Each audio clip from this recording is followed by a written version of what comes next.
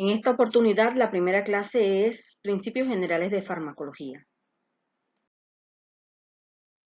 Durante este tema vamos a ver la evolución de la farmacología, en qué época surgió, vamos a ver cuáles son las diferentes partes de una prescripción médica, solo a manera de repasos, porque realmente pues, ustedes ya lo deben conocer, identificar cuáles son las distintas órdenes médicas, las diferentes formas farmacéuticas. También vamos a analizar los principios farmacocinéticos y farmacodinámicos que rigen la administración de los fármacos. La farmacología como ciencia nace en el siglo XIX y pues a través de los años empieza a utilizarse en la práctica clínica debido pues a que habían diferentes sustancias que eran capaces de producir ciertas respuestas en mayor o menor grado que podían llegar incluso hasta toxicidad. Pero sobre todo la respuesta farmacológica que producían era importante, sobre todo porque en el pasado se utilizaban muchas sustancias de tipo natural.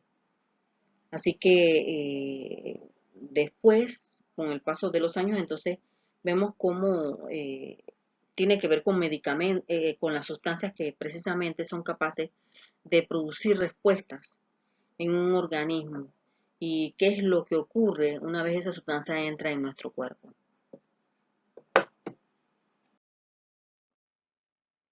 Los medicamentos tienen diferentes nombres. Aquí tenemos solamente un ejemplo de ellos y es el fenobarbital.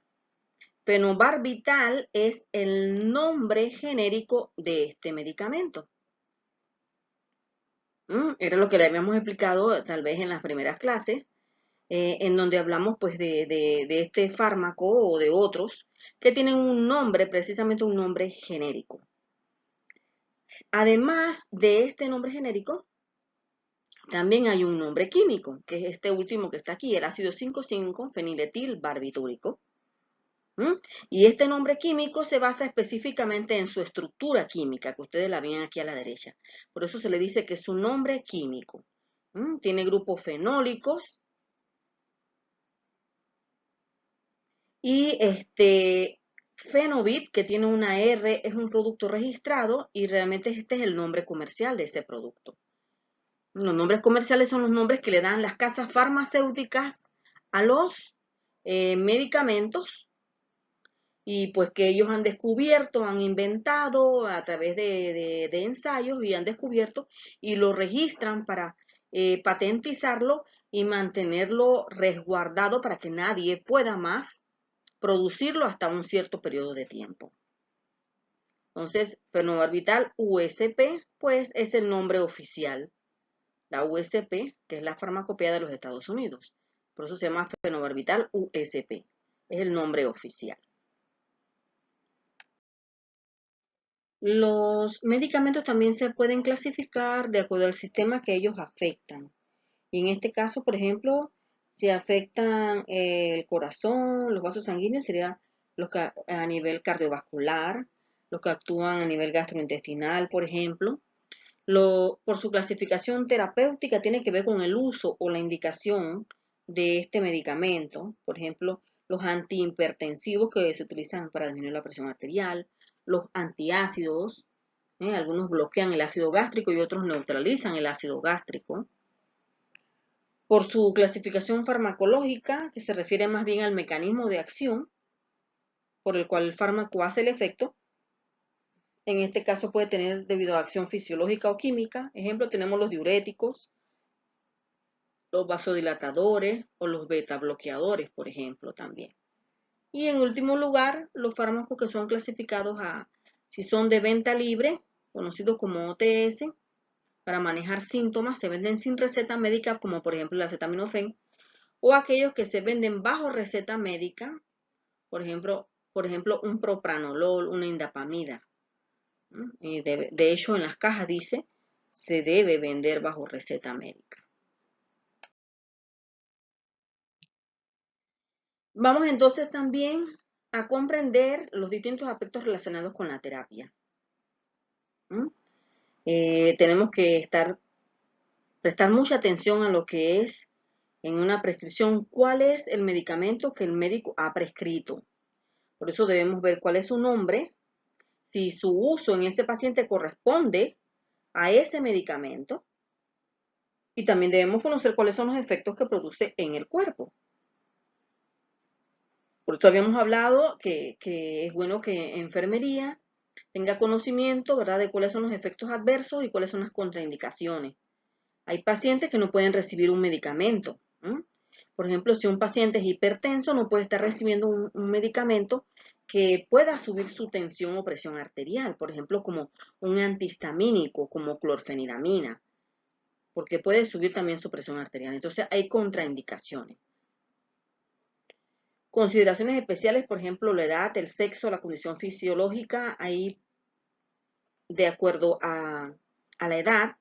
Nosotros sabemos que las dosis de niños son diferentes a las dosis de un adulto y también son diferentes a las dosis terapéuticas para un paciente mayor de tercera edad. Entonces es importante identificar esto porque la edad es fundamental para saber si un medicamento puede o no ser tóxico en un paciente. Recordemos que en un paciente ya mayor, su estado fisiológico ha sido disminuido de acuerdo a la edad. Ha ido disminuyendo, ya no responde igual que un paciente adulto. Y en el caso de un niño, tampoco está desarrollado al grado de necesitar una dosis de un adulto. Entonces, esas son consideraciones que hay que tener en cuenta durante la administración de un fármaco. Hay ciertas patologías, por ejemplo, como los pacientes que tienen insuficiencia renal, insuficiencia hepática, que las dosis de los medicamentos también cambian y varían. ¿Por qué? Deben ser disminuidas. Porque hay muchos fármacos que se eliminan a través de la vía renal y también muchos que se metabolizan a través de la vía hepática. Y si la función de estos dos órganos está disminuida, entonces eso significa, ¿verdad?, que podría causar una intoxicación o una toxicidad en el paciente. Entonces hay que ajustar dosis en estos pacientes y hay que tomarlo en cuenta para la administración. También enfermería debe tener en consideración por qué este medicamento ha sido prescrito para este paciente. Y muchas veces también saber cuáles son los rangos de dosis. En qué rangos de dosis, sea dosis mínima o dosis máxima, se puede administrar en un paciente. Porque usted puede tal vez determinar que la dosis que se le está administrando no es la correcta. Pudo haber algún error durante el proceso. No necesariamente que haya venido de la prescripción, sino durante el proceso, pero puede darse desde la prescripción. Entonces hay que tomar en consideración todos estos principios para el bienestar del paciente. Así que cuando usted va a administrar el medicamento, haciendo un repaso, usted debe ver que ese es el paciente correcto, que es la medicación correcta para ese paciente, que la dosis es la apropiada para él, se está administrando por vía correcta, durante un tiempo de administración que también es el correcto, y con la actitud correcta. ¿Y por qué hablamos que es importante también la actitud correcta? Fíjense ustedes, actitud correcta con P, en enfermería, porque si usted no está con una buena disposición, puede cometer muchos errores para la administración de un medicamento a un paciente. Así que uno siempre debe pensar en beneficio de él y tener esa actitud correcta durante la administración. Entonces, haciendo un repaso de lo que es la orden médica o prescripción, ¿verdad? No hospitalaria, la receta debe traer el nombre completo, la edad, el peso del paciente. Generalmente muchas no lo traen, pero estas cosas se pueden completar incluso, ¿verdad?, con el mismo paciente. Por ejemplo, debe traer la fecha, y la fecha es muy importante, sobre todo en fármacos de control, porque ellos tienen un periodo de vigencia, la receta. Por ejemplo, el caso de los antibióticos, ellos tienen un periodo de vigencia de 3 días. Entonces hay que tomar eso en consideración. Entonces ustedes tienen allí escritas todas las partes de la receta para que lo recuerden. Importante que debe, por ejemplo, manejar enfermería. Por ejemplo, es la parte de la asignatura, cuyas siglas son SIC, que significa márquese. Estas son las instrucciones que da el prescriptor, es decir, el médico, para el paciente, de cómo debe utilizar su medicamento. Y por supuesto que es las instrucciones que utiliza enfermería para administrar el medicamento. Puede que el médico diga allí tomar 3 veces al día. Entonces usted sabe que tiene que administrarle tanto medicamento 3 veces al día. Que también está la dosis. Esa parte es importante, por ejemplo, aquí en la parte de la inscripción. Y que también debe revisar enfermería. Muy importante esta parte de aquí, ¿verdad? Ahí es donde usted verifica que contiene cuál es el nombre del medicamento, cuáles son las cantidades y la concentración que debe administrar al paciente. Este es un ejemplo de una receta y podemos ver allí, ¿verdad? Pues le quise marcar con diferentes colores para que ustedes vieran el caso de esta receta, cuál es la parte de la inscripción, que habíamos hablado que es la que contiene toda la concentración, la cantidad total de medicamento, el nombre genérico del medicamento. Por ley debe estar el nombre genérico del medicamento aquí, Lumiracoxib, por ejemplo. Y si quiere poner entre paréntesis, se puede poner el nombre comercial. El nombre comercial en la prescripción médica hoy día, según el decreto 95, es algo opcional. Se puede colocar y no se puede colocar. Pero el nombre genérico, en este caso Lumiracoxib, de este fármaco, debe ir allí, es obligatorio. Y aquí ustedes ven la asignatura, que son las instrucciones del médico hacia el paciente, ¿verdad? Debe tomar una tableta cada día por 6 días. Entonces, hablando de órdenes médicas, hay diferentes tipos de órdenes médicas. Ya los que han pasado por prácticas y eso a través de los hospitales o en diferentes áreas donde ustedes tienen que hacer sus prácticas, van a ver que hay una orden STAT. Esa orden, pues, es una orden que se conoce como inmediata. El médico dice, bueno, administrar esto, STAT, es que se administre ya, no es para mañana, ni para dentro de 2 horas, ni para dentro de media hora, o no, es ya. Entonces, la orden única, bueno, una orden de medicamento en la cual se administra solamente una dosis única, es la única que debe administrarse. Hay dosis también que son PRN y estas órdenes que tienen PRN, sabemos qué significa cuando sea necesario. Por ejemplo, el caso del acetaminofén que se utiliza para la fiebre o dolor, ¿verdad? Muchas veces se pone PRN, que es cuando el paciente lo necesite, o sea, si tiene dolor o si tiene fiebre se le administra, si no, no. Entonces, hay órdenes también de soporte. Los médicos prescriben ciertos líquidos, ciertas sustancias, ciertos medicamentos, ¿verdad? Solamente para mantener el estado funcional de un paciente. Son órdenes de soporte. Y las órdenes verbales. Enfermería, pues también, cuando esté a nivel hospitalario, va a haber momentos en que el médico tiene que darle una orden de tipo verbal, porque no puede recurrir a ir a escribir primero para que entonces enfermería lea. No, es algo tal vez urgente. Así que estas órdenes verbales se reciben por parte de enfermería de forma verbal por parte del médico y por supuesto que después lo tienen que documentar.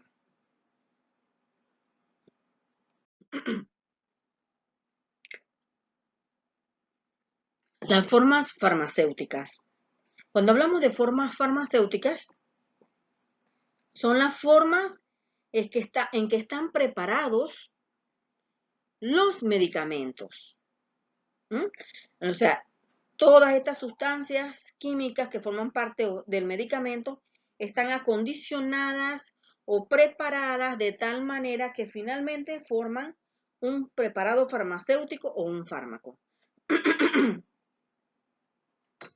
Pueden tener uno o varios medicamentos. Puede estar en forma sólida, líquida, gaseosa, semisólida, en suspensiones, emulsiones o dispersiones coloidales. Y también pueden tener diferente presentación al final. Pueden estar en forma de tabletas, en forma de caplets, que son tabletas. Ahora hablaremos un poquito de las tabletas, pero además de las tabletas están las cápsulas, están los jarabes, las suspensiones de uso oral, los supositorios, que hay de uso rectal y uso vaginal, por ejemplo. Están las cremas, los ungüentos y las lociones y los parches transdérmicos que son, ¿verdad?, de uso tópico, al igual, por ejemplo, que las gotas oftálmicas, las gotas nasales, son de uso tópico. Hay también, por ejemplo, los inhaladores que también son de uso tópico y hay gotas orales. En el caso de las tabletas, hay distintas formas de presentación de tabletas. Hay unas más alargaditas, que esas se le conocen como caplet o capletas, ¿verdad? Hay otras que son redonditas y demás, son de distintas formas. Hay algunas que tienen capa entérica, que se le ve como especie de un brillito afuera. Eso es para proteger la tableta del daño a nivel del ácido gástrico en el estómago. Ustedes disculpen, pero es que estoy mala, parece que estoy disfónica y me está molestando mucho la garganta. Cuando hablamos de farmacocinética, nos hacemos la pregunta, ¿qué le hace el cuerpo al fármaco? Y por supuesto el fármaco, mientras va entrando a nuestro cuerpo y va pasando por las diferentes partes que debe pasar para ocurrir todos los procesos de absorción, distribución, metabolismo y excreción, va sufriendo transformaciones. Por eso la pregunta es, ¿qué le hace el cuerpo al fármaco? Y farmacocinética, pues su nombre lo indica, es la cinética, el movimiento del fármaco a través de nuestro cuerpo. En el caso de la farmacodinamia, nos damos respuesta a esta pregunta. ¿Qué le hace el fármaco al cuerpo? Por eso aquí se va a ver la interacción que se produce entre el fármaco y el receptor, mecanismos de señalización y la relación dosis-respuesta.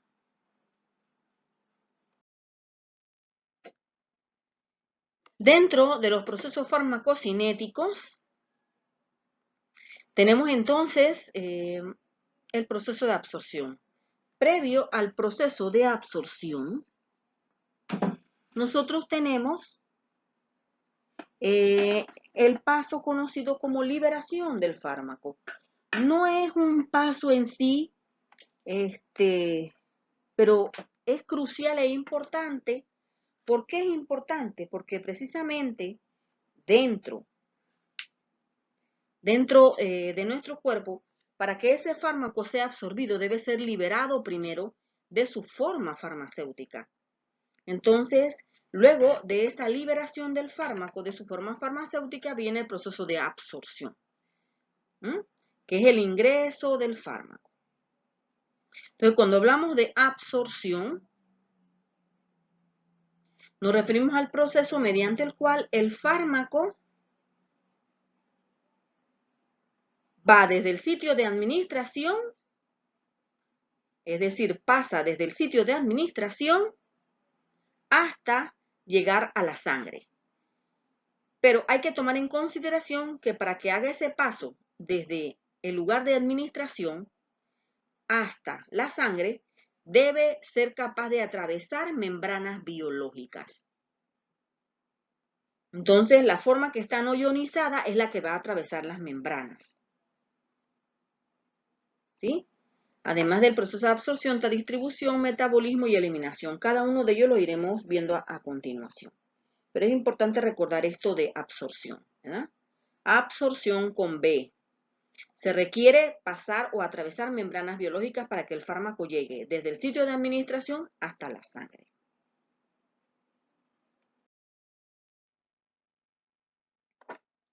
Entonces, fíjense en esta lámina. En la lámina podemos observar un tubo digestivo. Cuando el fármaco o droga se administra por vía oral, ¿verdad? Él tiene que atravesar por todo este tubo digestivo.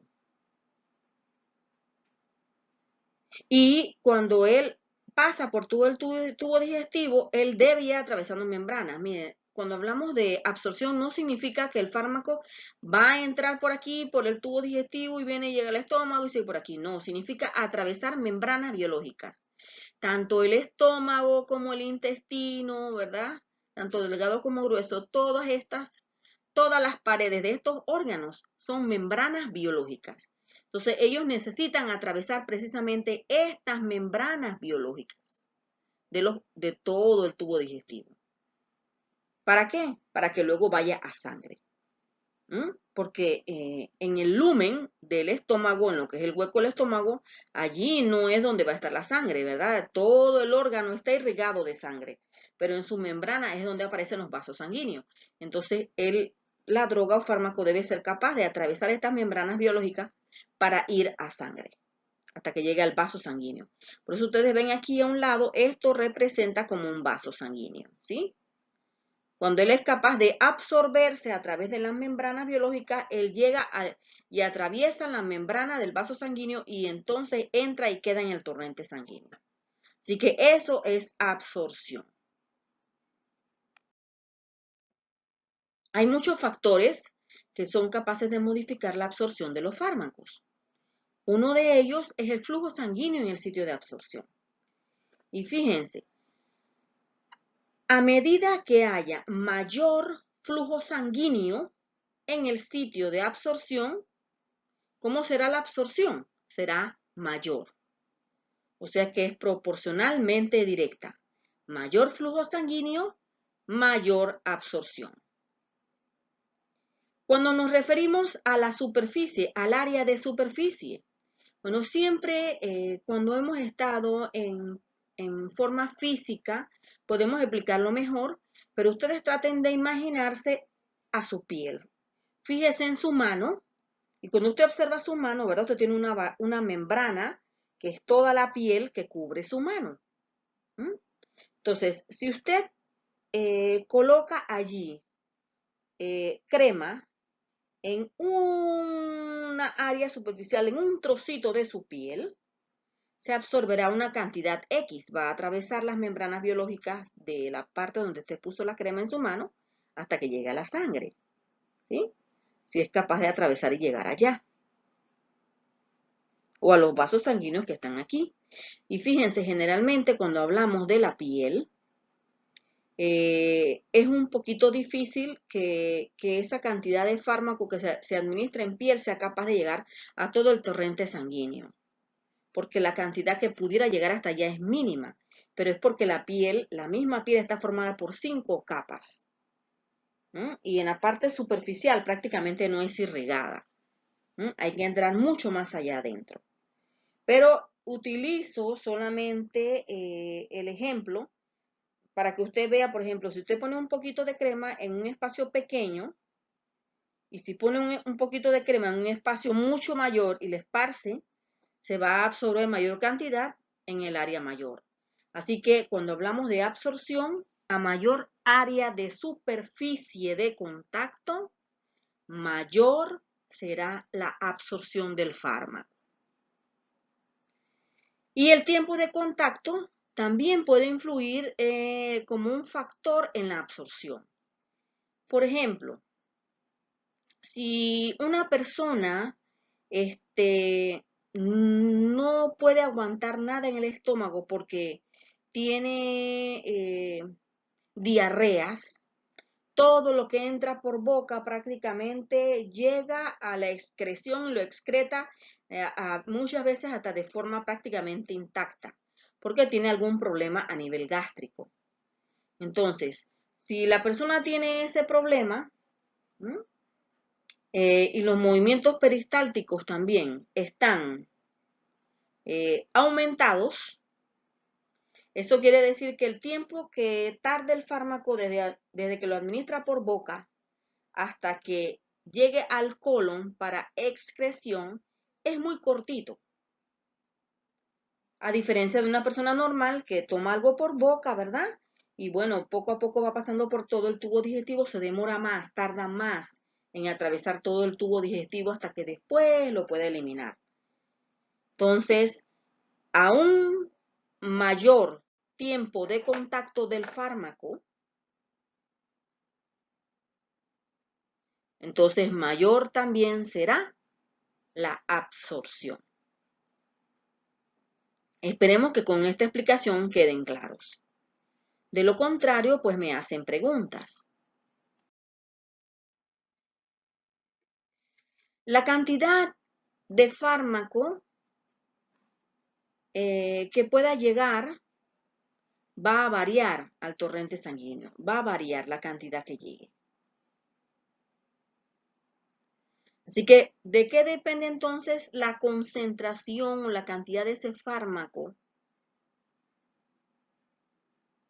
Depende del grado de absorción, de la distribución, de la unión a la proteína, de la biotransformación y de la excreción.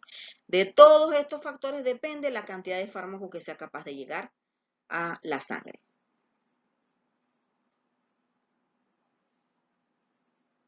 Entonces, hemos estado hablando del proceso de absorción y vimos los factores que pueden afectar la absorción, pero fíjense, también hay factores del mismo fármaco, porque los factores que hablamos anterior eran los factores que pueden influir de nuestro cuerpo, pero el mismo fármaco también pueden tener factores que afectan la absorción. ¿Mm? Y por ejemplo, vemos las características del propio fármaco. Hay fármaco, el pH del fármaco, la pKa, que es el grado de acidez del fármaco. Todos los fármacos son ácidos o bases débiles, pero de acuerdo a esta constante de acidez, también va a variar la absorción de un fármaco. El tamaño de las partículas del fármaco. Si el fármaco tiene que atravesar membranas biológicas y el tamaño es muy grande de esas partículas o moléculas del fármaco, imagínense cuánto le va a costar atravesar esas membranas biológicas, les va a costar un poco y tal vez no puedan atravesar o tal vez tarden mucho para atravesarlas. Entonces, a menor tamaño de las partículas o moléculas del fármaco, mayor será la absorción. Es inversamente proporcional, recuerden esto. A menor tamaño de las moléculas del fármaco, mayor será la absorción.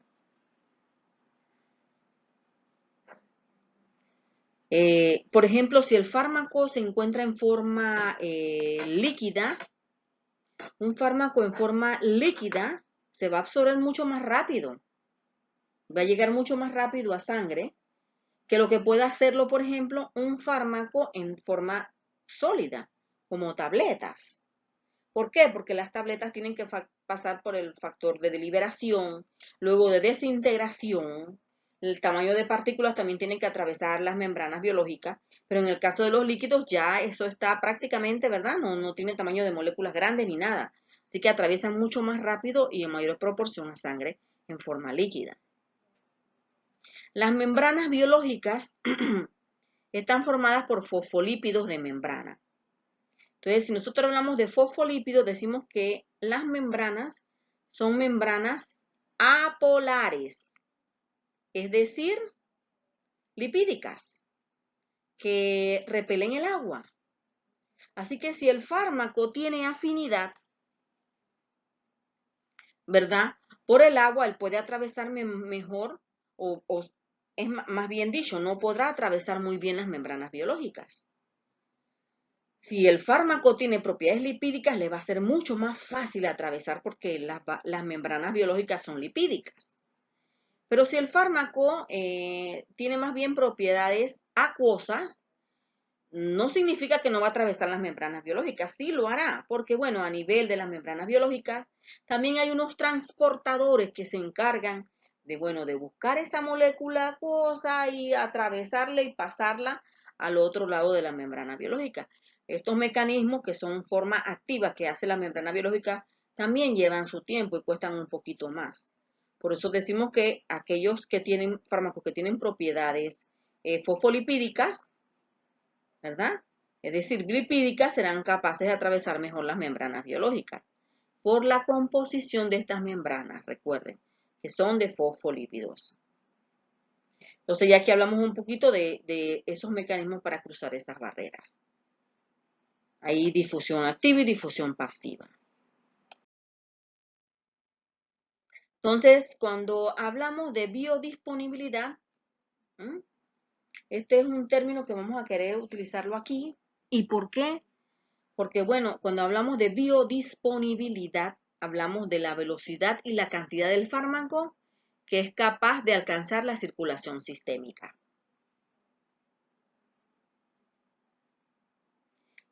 Por vía intravenosa, la biodisponibilidad es del 100%.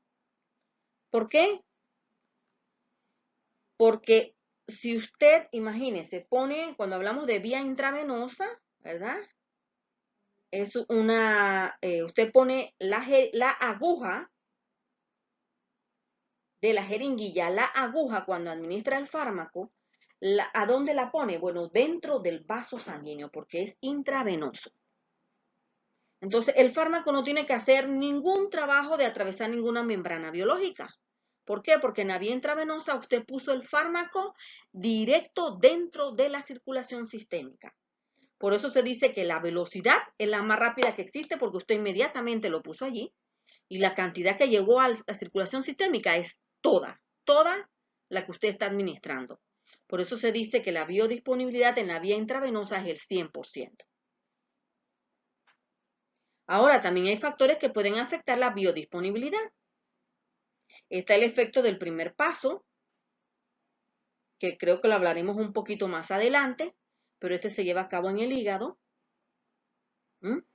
Y también está, y bueno, ya que estamos hablando aquí de la biodisponibilidad, si hay efecto de primer paso, que luego lo veremos dónde ocurre el efecto de primer paso, si hay efecto de primer paso, la biodisponibilidad será menor.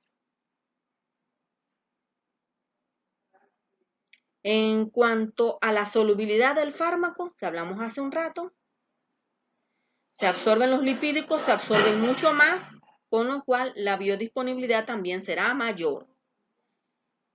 La inestabilidad química, recuerden que también es un factor que puede afectar la biodisponibilidad, porque si la sustancia química es inestable en los medios o en los cambios de pH, puede afectar la cantidad y velocidad con que el fármaco llegue a sangre.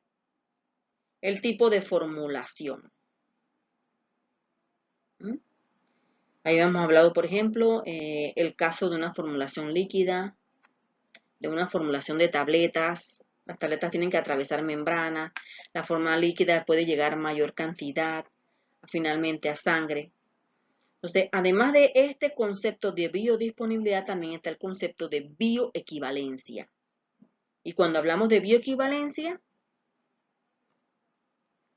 se refiere a cuando dos fármacos tienen la misma biodisponibilidad y el tiempo para alcanzar la concentración en sangre.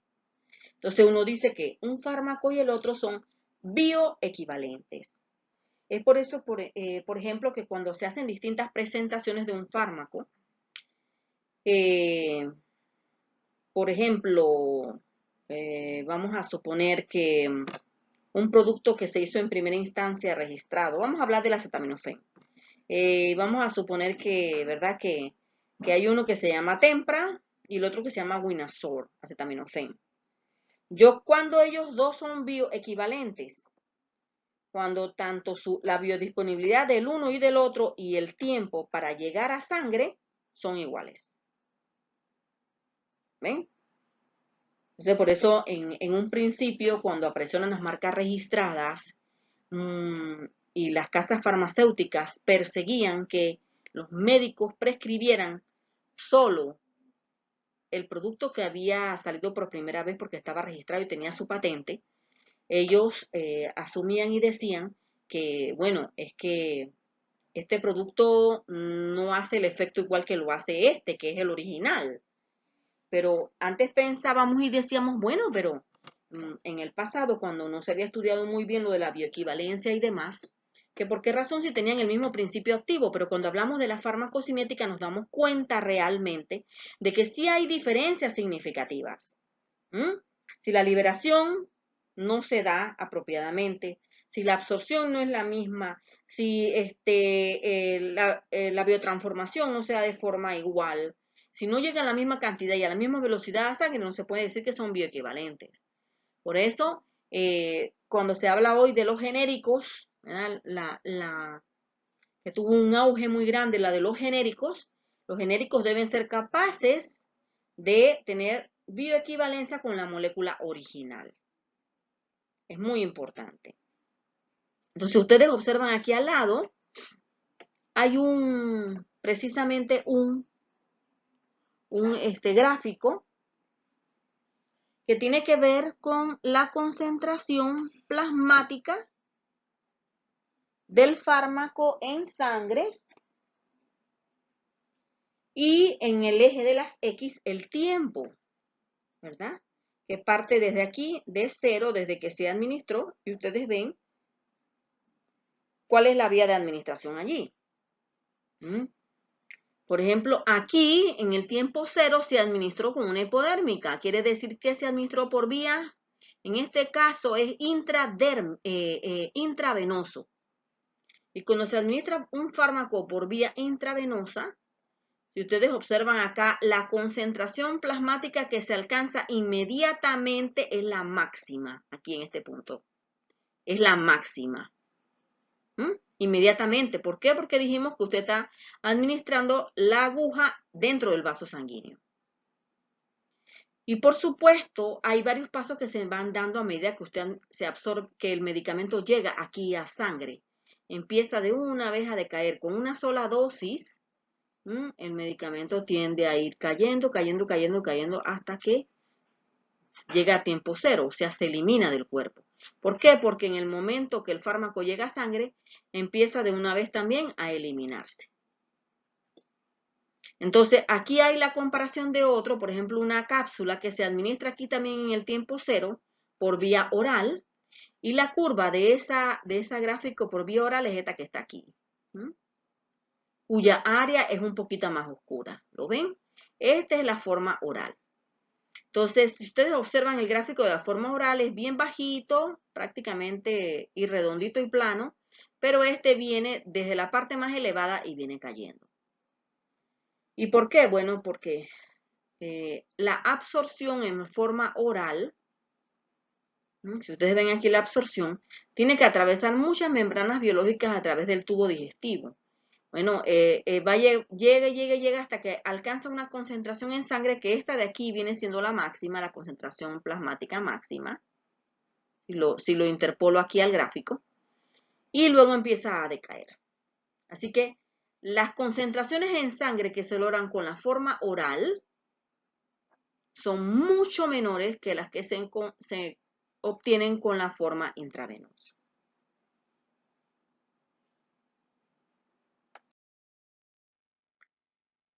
Entonces queremos que vean en este gráfico también otro fármaco de concentración plasmática del fármaco en sangre versus tiempo en horas.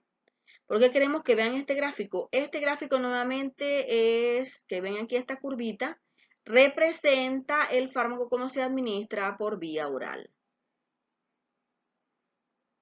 Entonces, el fármaco una vez se administra por vía oral, ¿verdad? Va alcanzando hasta que llega a sangre y, por ejemplo, cuando llega, él pasa de la sangre a los tejidos, él empieza a ejercer el inicio de la acción, hasta que alcanza una concentración máxima y empieza nuevamente a eliminarse del cuerpo. ¿Lo ven? Entonces, se traza una línea aquí que representa, ¿verdad? Esto de aquí hasta aquí es la duración de la acción de ese fármaco, porque de aquí para acá ya el efecto se va y de aquí para acá tampoco había nada.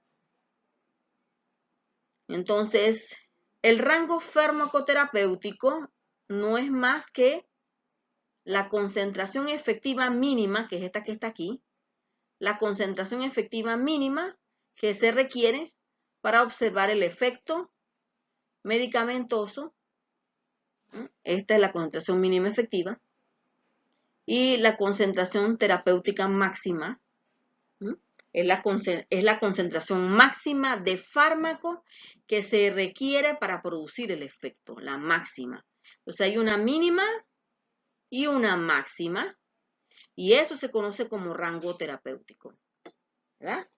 El rango de efecto que produce el fármaco con la concentración mínima y la máxima.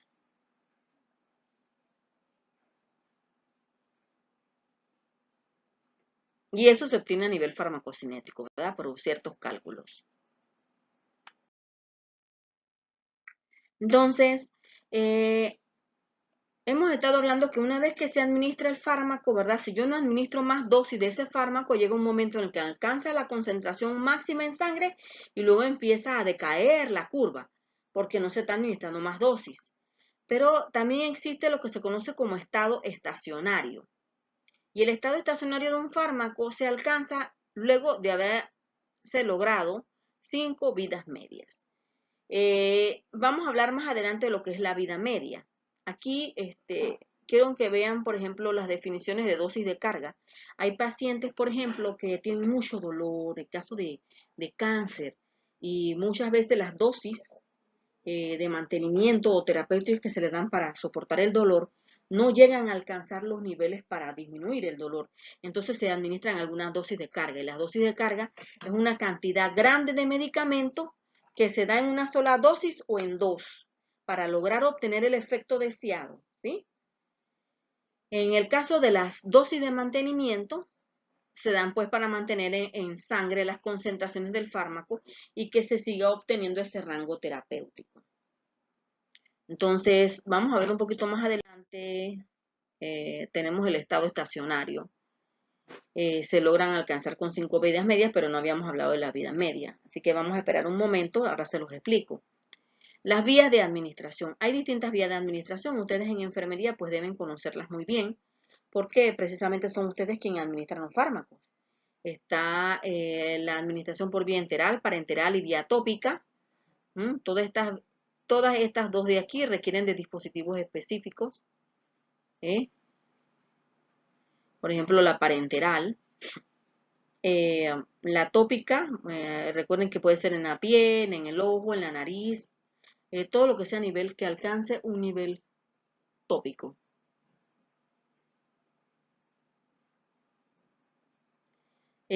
La administración enteral, cuando hablamos de enteral, es porque va al tubo digestivo. Y en este caso, fíjense, como eso es por el tubo digestivo, incluye la vía oral, la nasogástrica, los tubos de gastrectomía, por ejemplo, la sublingual y la rectal. Todas esas van al tubo digestivo. Está también la vía tópica, ya hemos hablado mucho de ella, ¿verdad? Son donde se alcanzan efectos terapéuticos solo en un área, es a nivel local. Y por eso, pues, está, por ejemplo, a nivel de la piel, los ojos, el oído, la nariz, a nivel de la vagina, del recto, del tracto urinario, cosas a nivel tópico. Por ejemplo, el respiratorio cuando administramos inhaladores que solamente van a los pulmones. Por eso ven ustedes ahí en las láminas los diferentes clases que hay. La vía parenteral también hay de distintos tipos, ¿verdad? Hay la intravenosa, intramuscular, intratecal, subcutánea, intradérmica, intraperitoneal. La intraperitoneal, pues, es la que menos se utiliza. Esta generalmente se utiliza mucho para investigaciones en animales, la vía intraperitoneal. Se utiliza mucho más allá. Y pues son agujas que atraviesan todas estas membranas. Entonces, miren, queremos ver aquí, por ejemplo, el efecto de la ruta de administración de un medicamento a nivel plasmático. Y esta imagen es crucial porque allí podemos comparar diferentes vías de administración. Este es un gráfico de la concentración plasmática del fármaco en sangre. Ustedes la ven en el eje Y, en este eje de aquí, en el eje Y, versus el tiempo que tarda el fármaco desde que se administra hasta que se elimina. O que, por ejemplo, van pasando las horas o el tiempo en minutos. Si ustedes observan los gráficos, ya habíamos explicado el gráfico de una administración. Todos se administran aquí, ¿verdad? A tiempo cero. Ustedes observan, si se administra por vía intravenoso, cómo empieza a subir, subir, subir, subir, hasta que alcanza una concentración máxima, luego empieza inmediatamente a eliminar. Prácticamente el tiempo desde que se administra se alcanza la concentración máxima en sangre.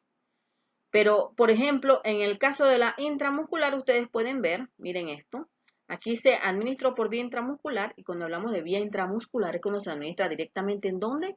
En el músculo. Entonces, vemos cómo va subiendo la concentración plasmática hasta que llega a una concentración máxima y luego también empieza a disminuir lentamente. Si ustedes observan, no se alcanza inmediatamente como la intravenosa, ¿verdad? Tarda un poco Y lo explicaremos ahora por qué. Y la vía oral, ustedes observan, bueno, este es el gráfico de la vía oral. La concentración máxima obtenida en la vía oral es mucho menor que la que se obtiene en la vía intramuscular. Y la de la vía intramuscular es menor que la que se obtiene a nivel intravenoso. ¿Por qué se da esto, por ejemplo, en la intramuscular y en la vía oral? Es importante saberlo. En la vía intramuscular, usted administra el fármaco directamente en el músculo. Y en el músculo es un área bien irrigada. Por algo, cuando la vemos en láminas pintadas y dibujadas, son prácticamente de color rojo, porque los músculos tienen una gran cantidad de vasos sanguíneos. Está muy irrigado por vasos sanguíneos. Entonces, ¿qué pasa? Usted cuando administra en el músculo, usted téngalo por seguro que, bueno, las membranas que tenga que atravesar el fármaco para llegar al vaso sanguíneo que está en el músculo va a ser bastante rápido, ¿sí? Porque él está muy irrigado de vasos sanguíneos. Usted no lo administra el fármaco directamente en el vaso sanguíneo del músculo, lo administra en el músculo. Y él atraviesa membrana y llega a ese vaso sanguíneo. Pero lo hace bastante rápido, miren. Pero ¿qué pasa en la vía oral? En la vía oral usted está administrando por boca el medicamento. Y cuando se administra por boca, ese fármaco tiene que atravesar, ¿verdad? A través de todo el tubo digestivo y ahí están los ácidos, forman el quimo, bueno, van formando una serie de reacciones, ¿verdad? Que el fármaco tiene entonces que ir atravesando membranas biológicas, pero tantas son las membranas biológicas que tiene que atravesar que a medida que atraviese más membranas biológicas, más fármaco se pierde. Y por eso las concentraciones aquí máximas son inferiores a estas otras. Y eso si quisiéramos comparar una misma cantidad o dosis de medicamento, fíjense. Pero por supuesto que nosotros no podemos administrar una misma dosis por vía oral que por vía intramuscular y por vía intravenosa. ¿Por qué no? Porque ya hemos estado explicando qué sucede aquí. Imagínense que yo ponga la misma concentración que doy por vía oral, la ponga por vía intravenosa. Posiblemente mataría a una persona. ¿Por qué? Porque la cantidad la estoy poniendo directa en sangre, la que se requería para ser administrada por vía oral. Entonces, todas esas dosis han sido ajustadas de acuerdo a la vía y de acuerdo a los procesos que sufren. Además que por vía oral también hay el efecto de primer paso que hablamos hace un rato. Está por vía oral. El efecto de primer paso no se ve ni por vía intramuscular ni por vía intravenosa. Entonces, ese es otro factor que también disminuye la cantidad de medicamento que es capaz de llegar a sangre. Por eso ustedes ven cuáles son las concentraciones máximas obtenidas allí. Y cuánto tardan para llegar entonces también a sangre. El proceso de distribución es otro de los procesos que hablamos. Recuerdan, hablamos de absorción.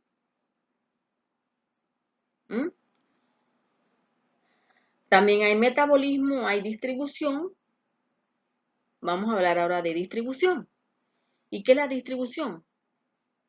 Bueno, la distribución no es más que el proceso en que el fármaco es capaz de desplazarse, ¿verdad? Desde el torrente sanguíneo hacia los tejidos o hacia el líquido extracelular. Entonces, el volumen de distribución va a variar. Y puede ser afectado también por el flujo sanguíneo. Si hay una gran cantidad de flujo sanguíneo, el proceso de distribución será mayor.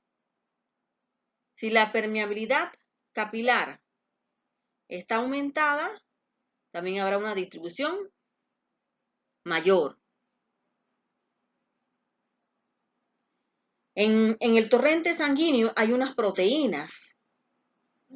Las mayormente conocidas son las albúminas, son unas proteínas grandes, pero también hay unas glicoproteínas. Entonces, muchos fármacos se unen a estas proteínas. Y cuando los fármacos se unen a estas proteínas, el fármaco no es capaz de ir a sangre. Entonces, si el grado de unión de los fármacos a las proteínas plasmáticas es grande, pues esa parte que se encuentra unida a la proteína no es capaz de atravesar las membranas biológicas, no va a poder atravesarlas hasta que se separe de esas proteínas. Entonces, ya habíamos hablado de la lipofilicidad también, ¿verdad? Si hay mayor, si las moléculas tienen afinidad lipídica por las membranas biológicas, también la distribución será mayor. Será capaz de distribuirse mayor, ir a más tejidos y a nivel extracelular. Y las propiedades del fármaco también afectan, así como afectan la absorción, también afectan la distribución.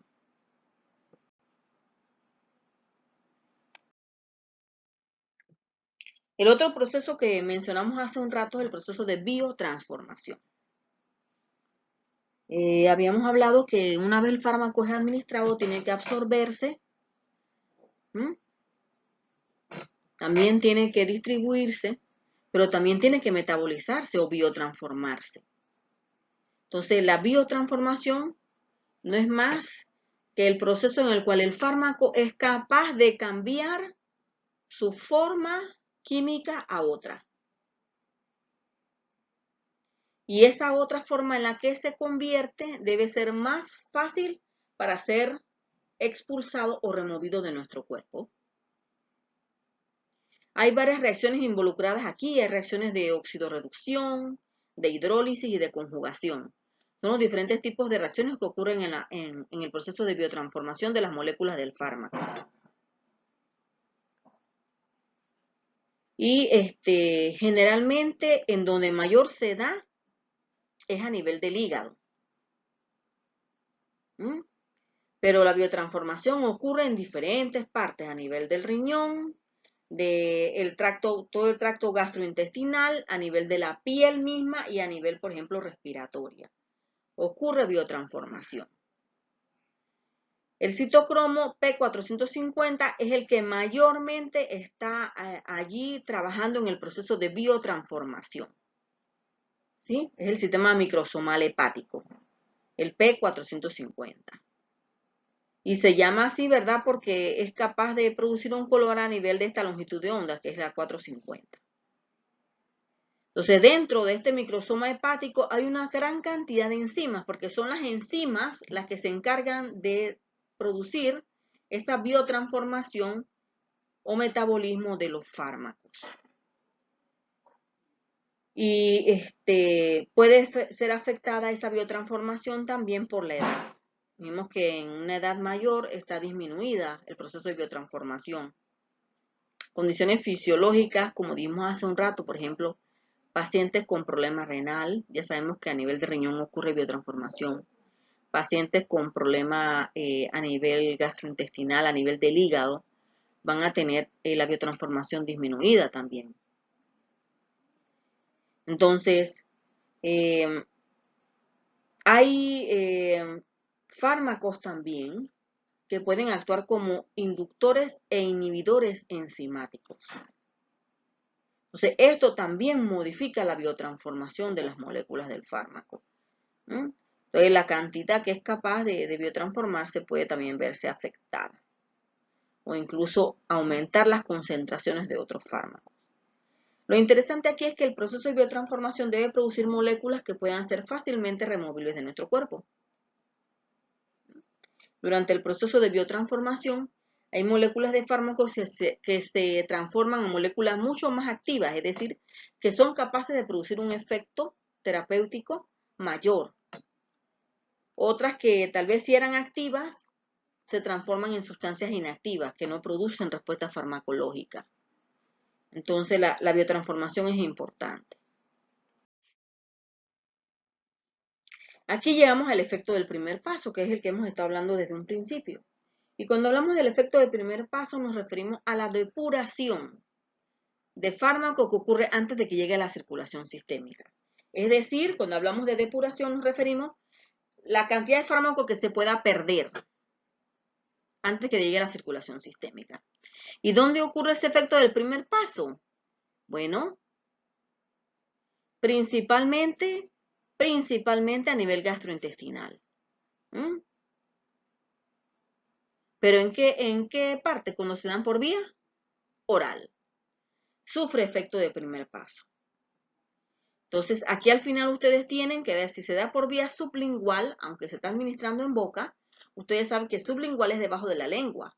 Debajo de la lengua está altamente irrigado. Si usted levanta su lengua, va a ver unos vasos sanguíneos allí bien marcados y grandes en la misma lengua. Bueno, el fármaco se absorbe allí rápidamente, sublingual.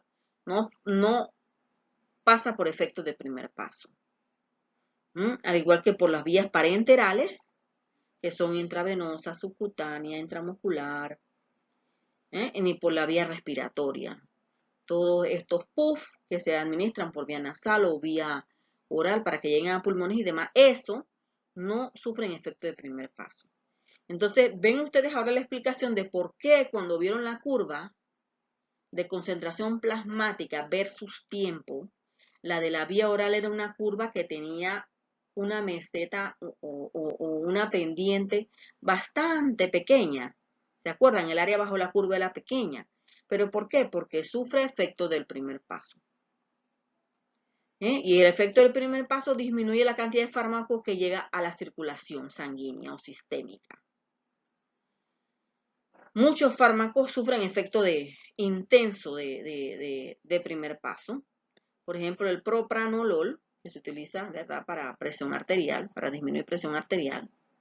La lidocaína, la testosterona, sufren intenso efecto de primer paso. Entonces es importante eso. Por vía oral ocurre el efecto de primer paso. Entonces, la vida media, cuando hablamos de vida media, un término que debemos también dominar en farmacocinética, se refiere al tiempo que requiere el fármaco para que la concentración plasmática que se administró en un inicio se reduzca a la mitad.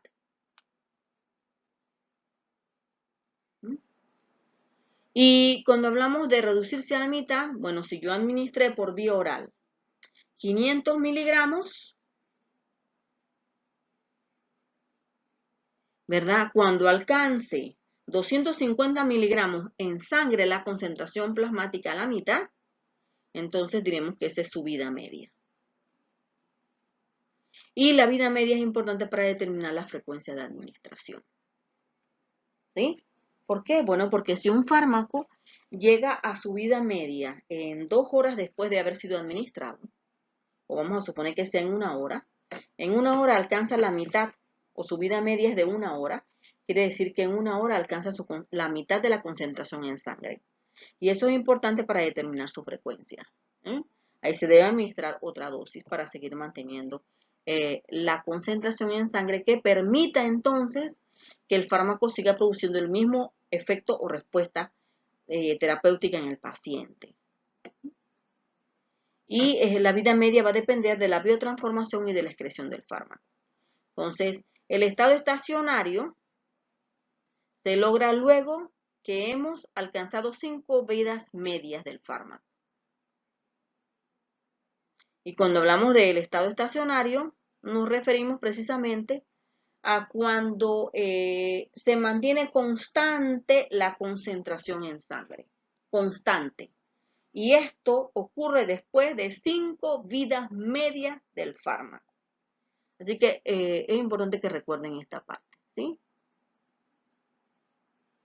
Y aquí hay un gráfico de cómo se determina la vida media, ¿verdad? Se administró aquí prácticamente por vía intravenosa y aquí empieza inmediatamente a disminuir. Si esto es el 100% de la dosis, el 50% es aquí y se hace una interpolación al gráfico y se baja y aquí se obtiene el valor de la vida media en el eje de las X, que es el tiempo. Porque la vida media es en tiempo.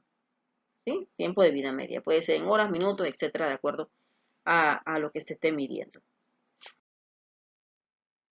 La excreción es otro de los procesos farmacocinéticos, ¿verdad?, que deben darse para que el fármaco sea removido de nuestro cuerpo. Si un fármaco se mantiene en nuestro cuerpo en sangre constantemente, va a producir una respuesta de forma permanente que puede causar daño o toxicidad al paciente. Por eso el fármaco debe eliminarse, porque es para que produzca una respuesta y luego debe ser eliminado de nuestro cuerpo. Entonces, de acuerdo a la concentración del fármaco, ¿verdad? Va a ser la velocidad de excreción. Entonces, el órgano principal de excreción es el riñón. Pero hay otras vías también, por ejemplo, por la leche materna, por el sudor, por la saliva, por las heces, por las bilis. ¿Mm?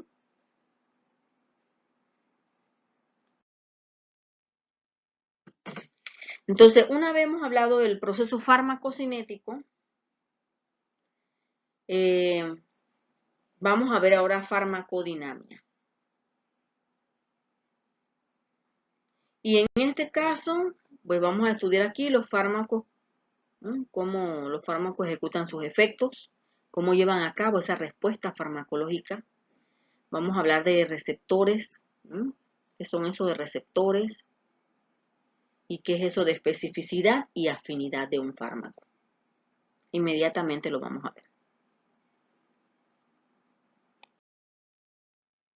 Cuando hablamos de receptores, fíjense bien, hay 4 grandes grupos de receptores. Y los receptores no son más que macromoléculas, o sea, moléculas grandes, a las cuales se unen los fármacos, la mayoría, no todos, la mayoría de los fármacos se unen a receptores para producir una respuesta terapéutica, una respuesta farmacológica, un efecto farmacológico, que es lo mismo.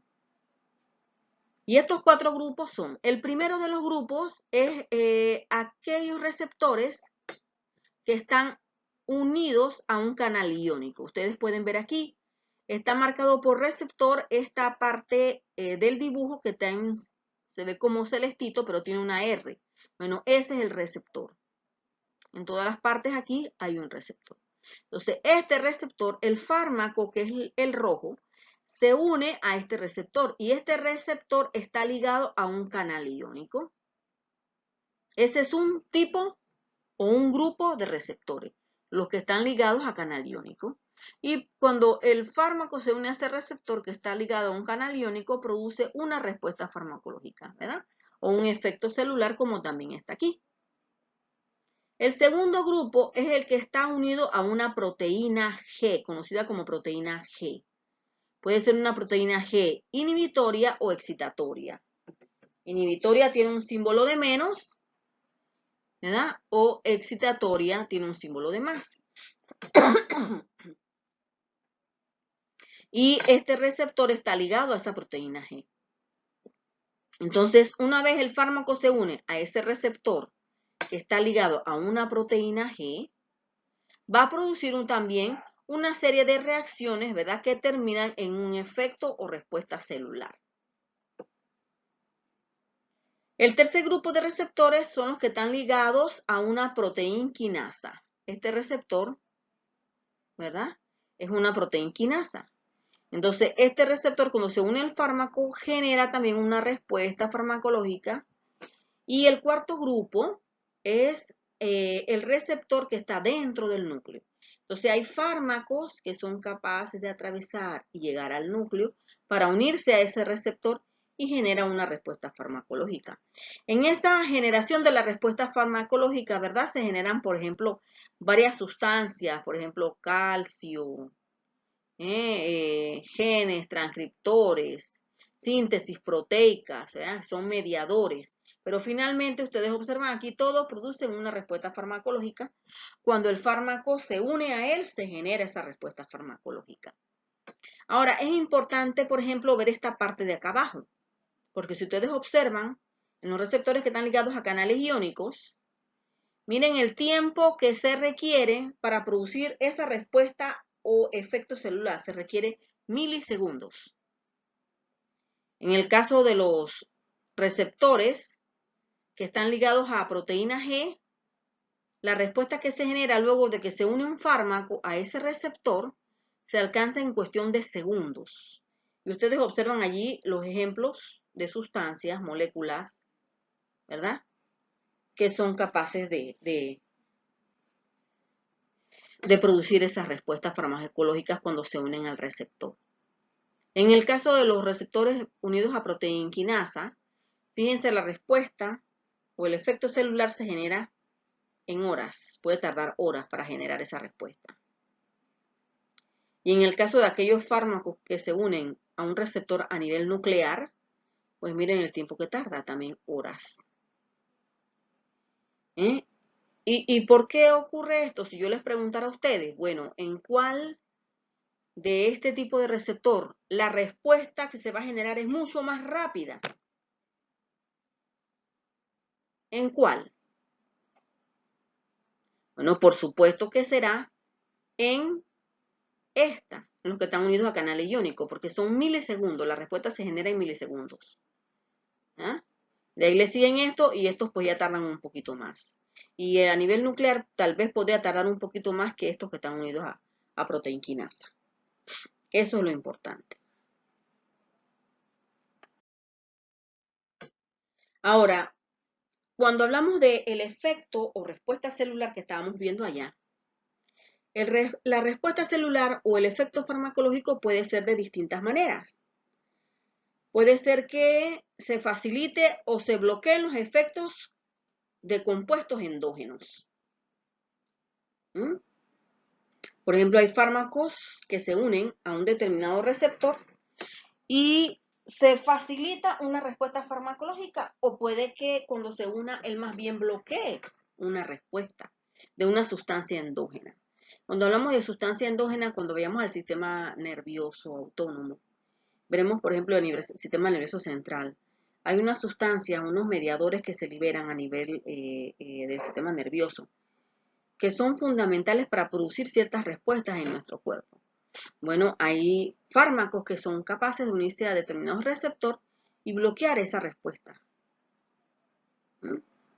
U otros que estimulan esa misma respuesta porque hacen el mismo efecto cuando, por ejemplo, cuando se unen a un receptor el fármaco. Hace lo mismo que hace la sustancia endógena. Hay otros que pueden estimular o deprimir funciones ya celulares, imagínense.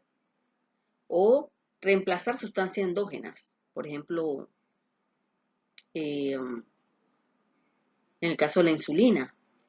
La insulina, que en tiempos pasados se obtenía de cerdo, y había muchas alergias en algunos pacientes, había reacciones alérgicas.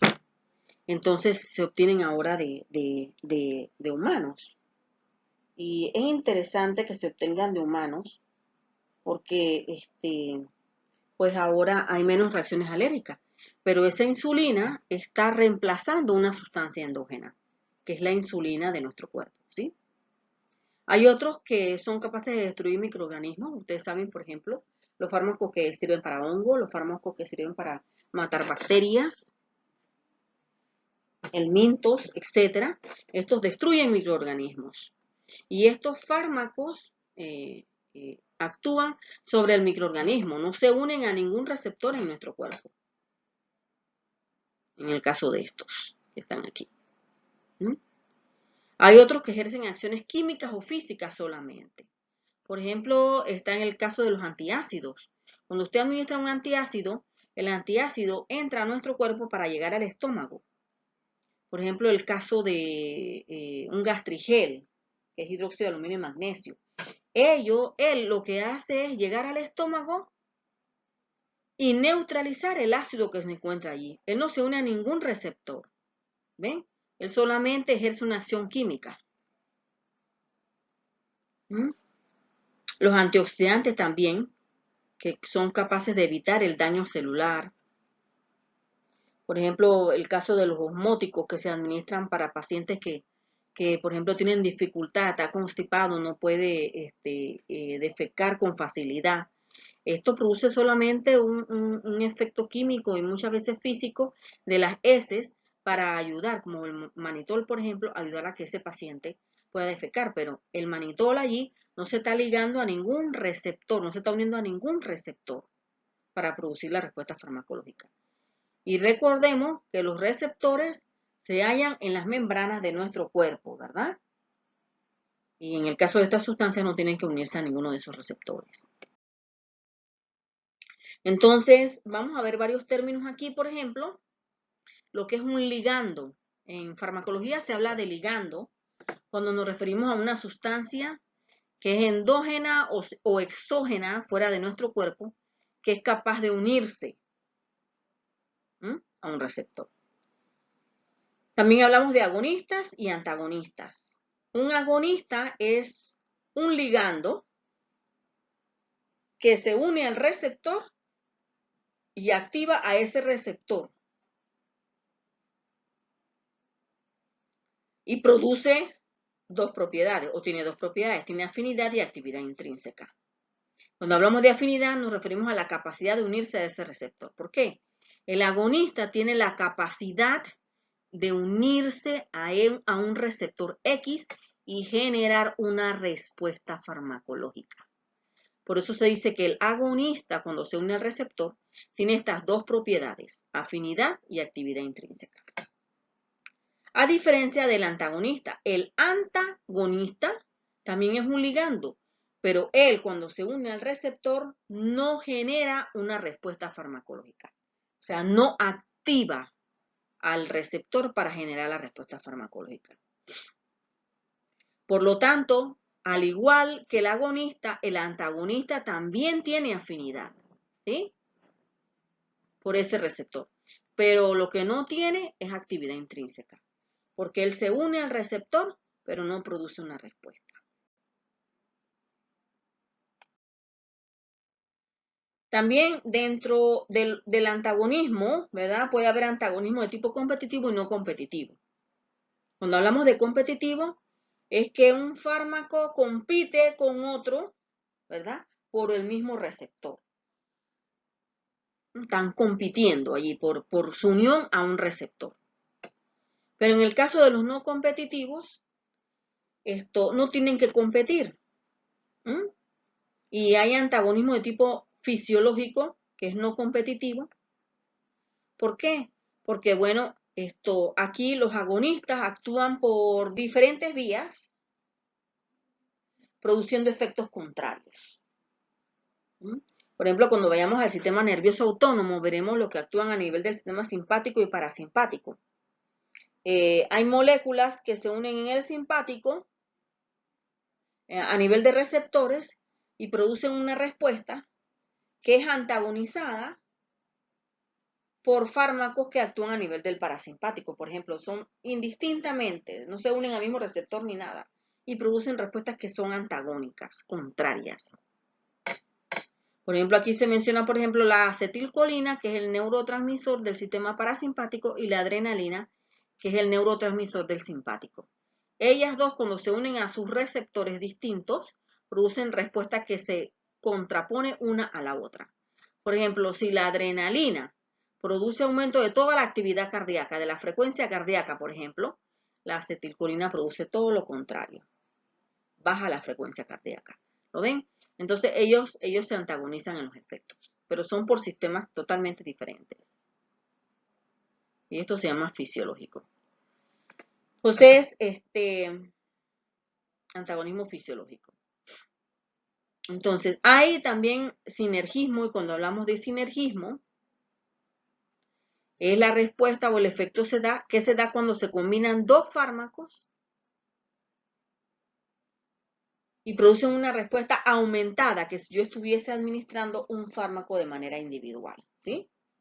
O sea, yo administro un fármaco que produce disminución del dolor, pero tal vez si yo adiciono otro fármaco, se potencia esa respuesta.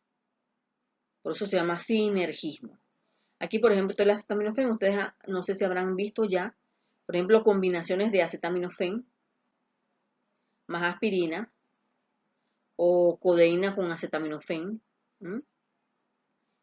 Son muy comunes hoy día para disminuir el dolor. Y, por ejemplo, el enalapril es para disminuir la presión arterial combinada con un beta bloqueador. Ya pueden potenciar el efecto para disminuir la presión arterial. Entonces, ahora vamos a ver al final dos grandes conceptos, lo que es potencia y eficacia. Vamos a ver primero potencia. Cuando hablamos de potencia, se dice que un fármaco es potente porque es capaz de producir una respuesta o efecto terapéutico a más bajas dosis. Entonces, en el gráfico tenemos intensidad de una respuesta producida versus logaritmo de la dosis. Si nosotros vemos esto, este azul es una droga o fármaco A y este es una droga B o fármaco B. Entonces, ¿cuál de los dos fármacos es más potente, el A o el B? Bueno, aquel que es capaz de producir el efecto terapéutico, pero a la más baja dosis. ¿Y dónde vemos la dosis? Bueno, aquí, el eje de las X es el logaritmo de la dosis. La dosis de este fármaco aproximadamente, ¿verdad? Está entre 5 y 10, mientras que este está en 100. Pero cuando nosotros observamos, miren, el de la dosis de 100 alcanzó esta concentración o respuesta máxima y con la droga A una dosis de entre 5 y 10 alcanzó esta respuesta máxima que es la misma de la droga B. ¿Por qué es la misma? Porque tienen la misma altura prácticamente aquí, ¿lo ven? Un poquito cerca de unos 80 intensidad de la respuesta aquí. Prácticamente están muy parecidas, muy iguales. Entonces, ¿cuál de los dos es más potente? Bueno, es más potente la droga A. ¿Pero por qué es más potente? Porque obtuvimos la respuesta máxima con menor dosis, perdón. Obtuvimos la misma respuesta máxima, pero con menor dosis. Por eso se dice que la droga A es más potente que la B. Ahora vayamos a ver el concepto de eficacia. Esta ya es la última diapositiva en cuanto a este tema. Y cuando hablamos de eficacia, o cuando se dice que una droga o un fármaco es más eficaz que el otro, bueno, cuando hablamos de eficacia, hablamos de la magnitud de la respuesta máxima que es capaz de producir un fármaco. Y cuando hablamos de magnitud, por eso que ustedes ven la flecha aquí, la magnitud es la altura aquí en un fármaco de intensidad de la respuesta versus logaritmo de la dosis. Mientras la intensidad sea mayor del fármaco que la del otro, este fármaco será más eficaz. Entonces, entre la droga A y la droga B, ¿cuál tiene mayor eficacia? Si ustedes observan, aquí se obtuvo la mayor intensidad de la respuesta, pero aquí en la droga A esta fue la mayor intensidad de la respuesta, que está cerca de 100, y la droga B está cerca de unos 60, ¿verdad? 60 por aquí. Si lo extrapolamos a al eje Y, que es la intensidad de la respuesta. Entonces, el que produce una mayor respuesta, ese es más eficaz. Así que la droga A es más eficaz que la droga B. Hasta aquí llegamos con este tema. Espero, por favor, que si tienen algunas preguntas, me la hagan en su debido momento.